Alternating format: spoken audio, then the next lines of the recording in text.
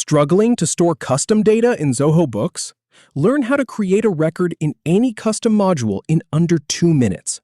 First, I'll show you where to find custom modules. Then, we'll select one and create a record with a single click.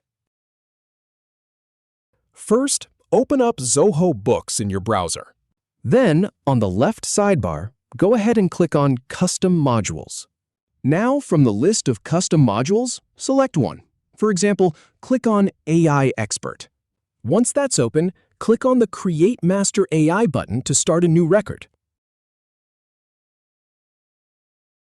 Finally, click on Save to store your new record.